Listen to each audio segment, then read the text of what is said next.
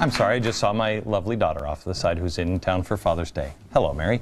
We're back with David Barton, Josh Charles, and Chris Stewart.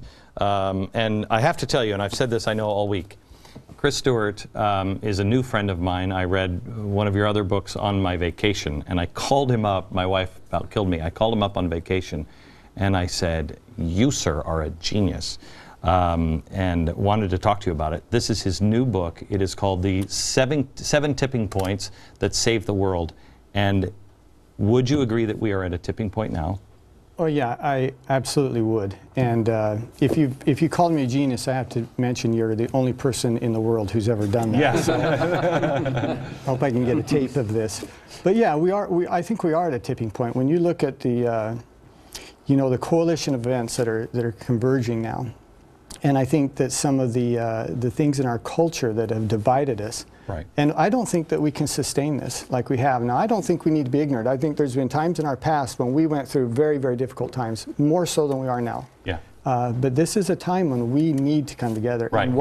But it's what we had at that time, we don't necessarily have now, or we're at the beginning of it, and that is an understanding that the Constitution was solid, that divine providence, that God was involved, right? Yeah. That's what the question is now. You have a worldview conflict we've never had before.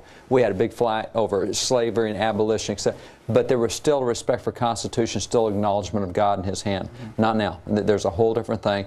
We're now at the point where we're looking at elections. Do I choose saving the economy or saving the Constitution? Let's save the economy. And if we go in that direction, we'll lose everything. We're toast, exactly. James Wilson was a delegate to the Constitutional Convention, and when he took the Constitution back to his constituents to get it ratified, he said at the very end of his speech, after admitting the Constitution was not perfect, these men knew it wasn't perfect, he said, "I am bold to assert that it is the best form of government ever offered to the world."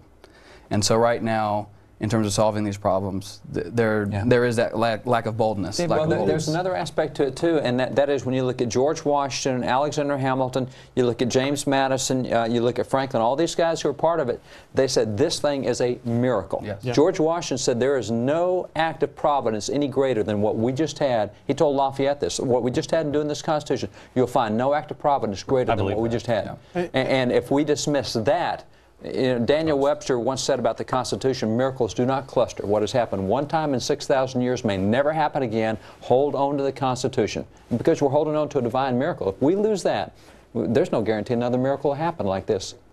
And if he's bumming me out. I don't know. And I actually think an extension of that point, it's easy for most of us to look back on our founding fathers or that foundational time and say, yeah, those were miraculous events. The preservation of George Washington's life, the miracle of fog at the East River, just a few miles from here, and then the creating of the Constitution. We can list many things that we look back and say, I'm comfortable calling that a miraculous event. But I think there's a couple questions from that. One is, why did those things take place? Why was it so important that this nation be preserved, created and preserved? And then the second question, I think is a fair question, is why do we not think that that can happen now?